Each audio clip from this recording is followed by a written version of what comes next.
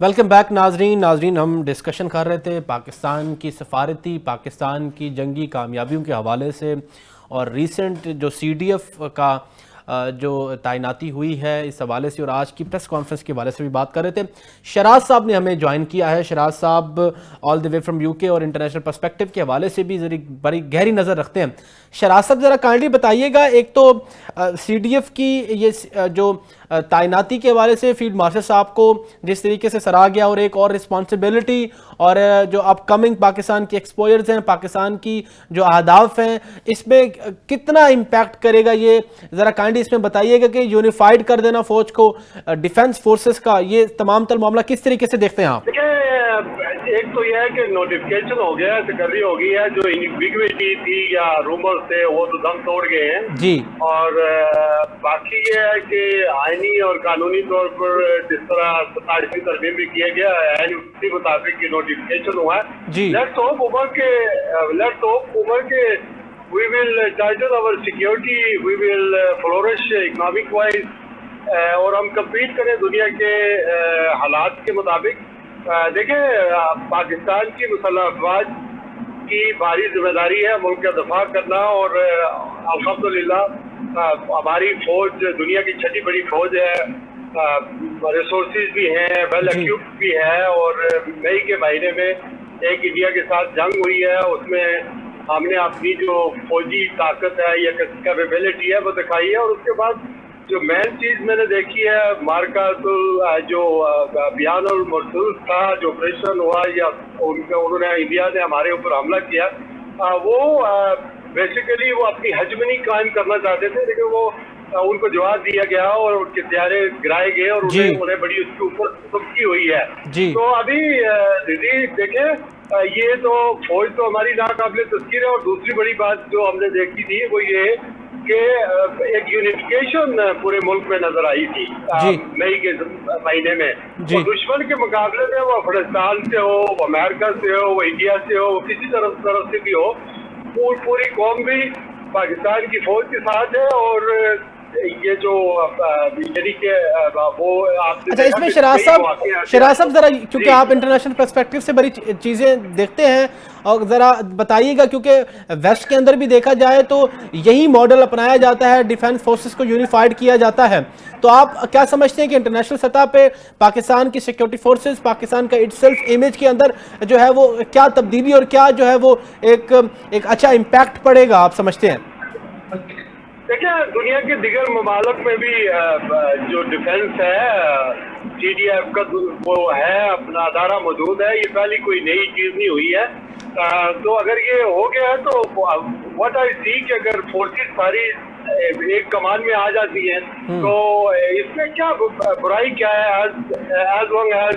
कि हमारा डिफेंस और मजबूत हो। यहाँ सबसे बड़ा जो बड़ा चैलेंज है इस वक्त, ठीक है जनाब, कि आपको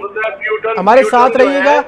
साथ रहिएगा, आपका पॉइंट आ गया। शराज साहब मेरे साथ रहिएगा। शेख साहब, ज़रा नज़ीर साहब ने एक पॉइंट रेज किया था ब्रेक से पहले कि पब्लिक ओपिनियन जो है और सियासी महाज जो है पाकिस्तान की ग्रोथ के अंदर सबसे बड़ा अटमोस्ट जो है वो इम्पोर्टेंस रखता है। अब इस तमाम जंगी माहौल के अंदर एक चीज़ तो नज़र आई है कि पब्लिक ओपिनियन जो है वो, या पब्लिक जो एक पब्लिक का जो एतमाद था वो सिक्योरिटी फोर्सेस पे मज़ीद बढ़ा है, और सियासी फ़ज़ा चाहे थोड़ा सा जो है वो उन्होंने मसाइल खड़े किए, लेकिन सियासी फ़िज़ा उस माहौल का रहा नहीं। 9 मई के बाद देखा जाए तो हमारी सिक्योरिटी फोर्सेस ने इस तरीके की डिटरेंस और इस तरीके की जो है वो तमाम तर उन लोगों को कन्विक्ट किया जो मुल्क दुश्मन थे। तो आप क्या समझते हैं कि मज़ीद आप इस पे ग्रास रूट लेवल पे, अवामी सतह पे अब इसकी जो है वो क्या पजीराई होगी? सर देखिए लगारी साहब, जो आज की प्रेस कॉन्फ्रेंस है ना जी, वो पब्लिक ओपिनियन के हवाले से ही है जी। ये जिस तरीके से MS शरीफ साहब ने सारी चीज़ें एक्सप्लेन की हैं, वो यही जाहिर कर रही हैं कि ये सारी चीज़ें पब्लिक के सामने लाई जाएं। बिल्कुल। उस प्रेस कॉन्फ्रेंस में अगर आप देखेंगे तो उन्होंने एक बात की है जो समझे कि अगर जो हमारी पब्लिक ओपिनियन है वो, तो मेरे ख्याल इस बात करने के बाद वो जो है ना वो 100% क्लियर होनी चाहिए। उन्होंने कहा कि जी हमारे दुश्मन जो है ना वो इंडिया और अफ़गानिस्तान, उनके साथ जो PTI के कुछ अनासर हैं वो बात करते हैं, मुलाकात करते हैं, और वो उनको ये कहते हैं कि आपका और हमारा दुश्मन एक है। और ये बड़ी वाज़ेह तौर पे उन्होंने बात की है, और ये कोई मामूली बात नहीं है बलगारी साहब। अगर इसकी आप थोड़ी सी इसकी डिटेल में जाके इसको सोचें और अगर इसको समझें, तो फिर उन्होंने जो है ना वो सारा बयानिया उनका किया कि पीटीआई जो है ना वो बानी पीटीआई अंदर बैठ के वो क्या करते हैं, वो बैरून मुल्क जो मुकीम पाकिस्तानी है उनको कहते हैं कि पाकिस्तान में पैसे ना भेजें, कभी वो IMF को खत लिख देते हैं, कभी उनकी नूरीन नियाजी बहन जाके प्रेस कॉन्फ्रेंस कर देती है। अब ये जो इसमें सबसे जो खतरनाक बात है ना मेरे पॉइंट ऑफ व्यू से, वो ये है कि पीटीआई का बयानिया इंडिया और अफगानिस्तान के साथ मिलना, आज की प्रेस कॉन्फ्रेंस जो है ना वो इसी वजह से है कि पब्लिक ओपिनियन जो है ना वो जो इस तरफ लाया जाए कि साहब अब इसमें जो मेजर बात आप देखें जो उन्होंने की है, जो गद्दारी का सर्टिफिकेट जिस तरह उन्होंने कहा है कि NDU की जो सिक्योरिटी कौंसिल का जो इजलास हुआ था, वो वर्कशॉप हुई थी, उसमें जो पीटीआई के लोग गए हैं देखो वो कौमी सलामती के लिए गए हैं ना, तो उनको गद्दार का सर्टिफिकेट देना, आगे पॉइंट ये क्या बिल्कुल आपने ये बात बिल्कुल ठीक है। नज़ीर साहब, अपकमिंग एक 28वीं तरमीम की भी बात है, और उसके साथ साथ अगर हम बात करें तो NFC का भी कल एक इजलास हुआ, ठीक है, वजीर ख़जाना साहब ने उसको लीड किया और CM सुहेल अफरीदी साहब भी मौजूद थे वहाँ पे, मुराद अली शाह साहब भी मौजूद थे,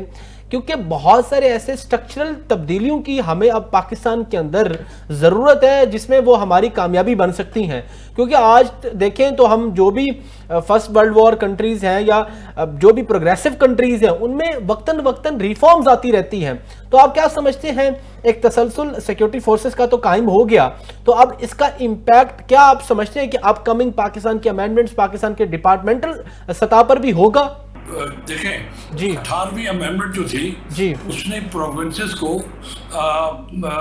फाइनेंशियल सपोर्ट भी बहुत दी और इंटरनल वर्किंग भी जो है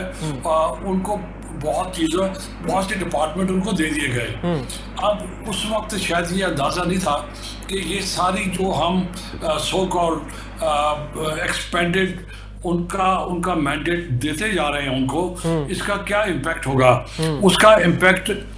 थोड़ा सा नेगेटिव भी हुआ है जी, इसमें कोई शक नहीं है। अब जो फाइनेंशियल साइड है उसमें जो डिस्ट्रीब्यूशन है रिसोर्सेज की वो प्रोविंसेस को बहुत ज़्यादा हुई है, और फेडरल गवर्नमेंट के पास, फेडरेशन के पास रिसोर्सेज इतने कम हो गए हैं कि अपने एक्सपेंसेस के लिए और डिफेंस के लिए और वो जो चीज़ें सेंटर को करना होती है उसको करने के लिए उनको लोन लेना पड़ रहा है। अब ये जो सूरत हाल है ये बड़ी संजीदा है, इस तरह है कि आप बहुत अरसे तक इसको सस्टेन नहीं कर पाएंगे। इस सस्टेन जब नहीं कर पाएंगे तो कितने कर्जा आप लेंगे। तो ये जो बातें आजकल हो रही हैं कि रीडिस्ट्रीब्यूशन ऑफ रिसोर्सेज की, वो इसी कॉन्टेक्स्ट में है कि प्रोविंसेस को याद भी दिलाया जाए, उनको महसूस भी करवाया जाए, और ताकि वो अपना रोल वैसे भी अदा करें और जो फाइनेंशियल थोड़ी सी कंट्रीब्यूशन भी करें फेडरल गवर्नमेंट के लिए, ताकि वो अपने डिफेंस को भी और बाकी जो उनके जो काम है उसको सही तरीके से कर सकें। कमिंग बैक टू इसका देखें आप, अगर KPK के पास इतने इख्तियारात ना होते, जहाँ पर PTI 13 साल से मुसल्लत है, मैं तो कहूँगा मुसल्लत है 13 साल से। अब वहाँ की इक़्तिसादी सूरत हाल को देख लें, वहाँ की इंतज़ामी सूरत हाल को देख लें, वहाँ की जो अवाम है उनके अंदर कितनी मसाइल पैदा हो गए हैं कि पूरा एक बड़ा तबका जो है वो उठ के अफगानिस्तान के साथ बातें चीज़ें कर रहा है, और गवर्नमेंट भी ये कह रही है कि हम जाके अफगानिस्तान से बात करेंगे। ये बिल्कुल एक्सेप्टेबल नहीं है। एक सेकंड मुझे दें, ये जो PTI की बात आप कर रहे हैं, मैं अर्ज कर ये कर रहा था कि अगर आपको यूज ऑफ फोर्स करना पड़े और आपको कानूनी कार्रवाई करनी पड़े, पार्लियामेंट के अंदर करनी पड़े, आप उसको इसी स्टेज आ गया सर पॉइंट आपका। सर जनाब पॉइंट आ गया सर। नज़ीर साहब बहुत शुक्रिया, शेख साहब आपका बहुत शुक्रिया, शराज साहब आपका बहुत शुक्रिया, आपने टाइम दिया। नाज़रीन, प्रोग्राम का वक्त ख़त्म होने को है, लेकिन एट दी एंड आज के प्रोग्राम का क्रक्स ये है कि as a state, as a member of the state,